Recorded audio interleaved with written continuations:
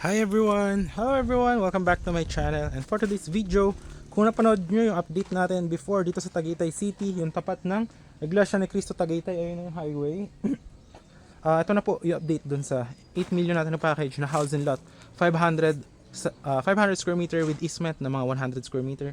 Yan po yung car natin, nagpark tayo. So puntahan natin yung property. Undergoing construction right now.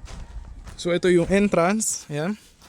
Sa end of the video, ipapakita ko yung drone shot kung gaano siya kalapit sa may mga Starbucks Hiraya, tsaka dyan sa may ito Magallanes Drive na tong highway na to sa Tagaytay. So pwede nyo search Palmcrest Tagaytay. Ayun yung Palmcrest Tagaytay subdivision. Ayan. So ito yung entrance. Ayan. Meron tayong ginawa ritong kalsada. Ito siya.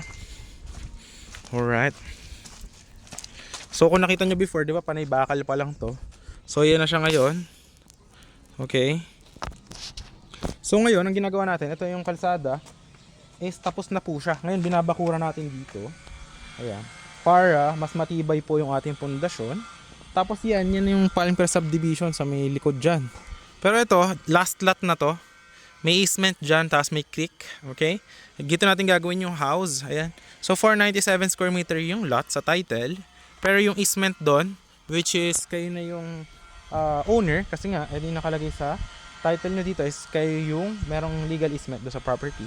So pwede nyo siya i-reclaim. Nasa around mga 100 square meter yun. Papasyal ko kayo doon. Yung house naman natin dito, ayan, isa lang pala kapitbahay nyo dito ha. Ayan. Itong house natin, ito yung house design na gagawin po natin. Ayan, kung makikita nyo, napakaganda po, no? Ayan. Pero may option, pwede nyo rin habang hindi pa naman natin nagagawa yung house, pwede gawin natin na A-frame house kung gusto nyo. Tapos ang target namin is 2 bedroom, 2 bathroom. Tapos 1 kitchen, 1 dirty kitchen, living room. Pero kung gusto niyo siya gawing 3 bedroom, pwede rin naman habang hindi pa natin nako-construct yung house, pwede niyo siya pagpilian. So it's up to you, okay? So ito yung ating house. Ayan, dito gagawin nating parking area, ayan. Tapos dito, kung nakita niyo before, napakalalim na ginawa nating Poso Negro dito. As in sobrang lalim. Tapos dito, pwede rin kayo mag-option for pool. Tapos gawing events place sa future kasi dulo naman na to.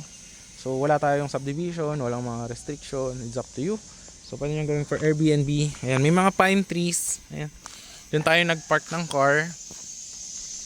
Ito, nakabakod yung kapitbahay. Ito, events place din yan. Parang for ano rin siya, resort din pa kabila. So ito yung ating mga pine tree.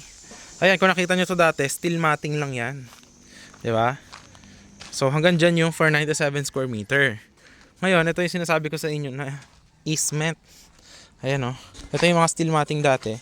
So lalagyan natin dito ng stairs.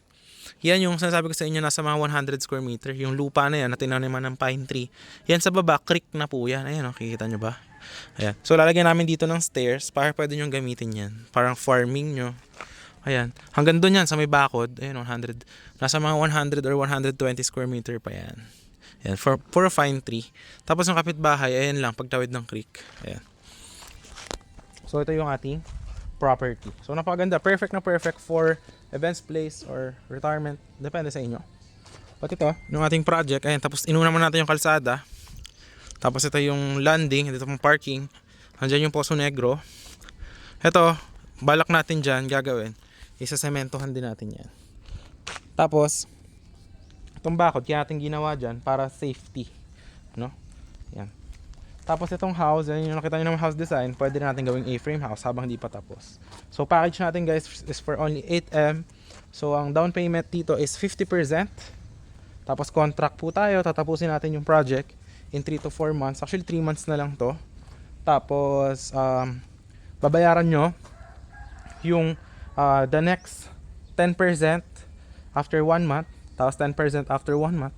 Tapos yung last na 10% para mabuo yung 80% is kapag turn over na natin yung house, tapos na, deed of sale signing, titirhan nyo na siya.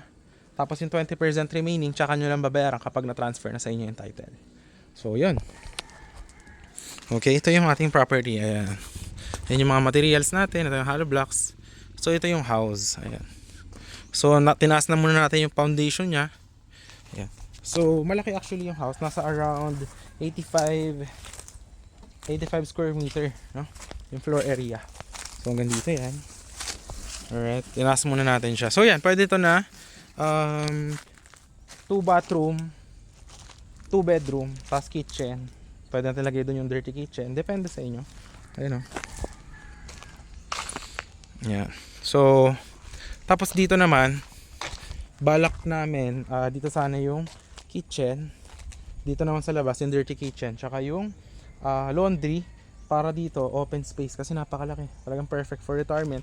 Or kung gawin mo siya na events place or for Airbnb or talagang tirahan nyo lang. Perfect na perfect. Ang laki. Talagang payapa, tahimik. Tapos, Tagaytay mismo, dyan lang yung Magallanes Drive, lakarin nyo, ano na kayo sa may Starbucks Siraya. So, walang flooding dito guys, kasi Tagaytay, wala naman talagang baha sa Tagaytay. So, yan. Alright. Ito. So, yan. Tapos na yung ating kalsada dito. Ayan. Alright. So, ngayon, ito, garden area yan. No? Dito. Tapos yan, dami mga pine tree. So halos kinalsada na natin yung mga ano niya para kung may mga bisita sa events place, sa business, ready na siya. Tapos ito, yan. Pag nalagyan na namin dito ng stairs, pwede nyo yung lagyan ng steel matting dyan, i-reclaim nyo na yung area. So ayan, napakalaki pa nito. Nung pwedeng taniman, kung ano man gusto nyo. Or yung parang garage na, alam mo yun, gagawa ka ng mga wood crafts, it's up to you. So yun, if you are interested guys, this one is only for 8 million package. Down payment is 50%. Tapos gawa pa tayong contract. Then sisimulan natin. Tapusin yung house. Then 10% after 1 month. 10% after 1 month. Sa third month is ita-turn over na natin yung house. 80%. Tapos deed of sale signing. Tirahan nyo na. With electricity, water po tayo pag nag-turn over. Tapos pwede na siyang tirahan.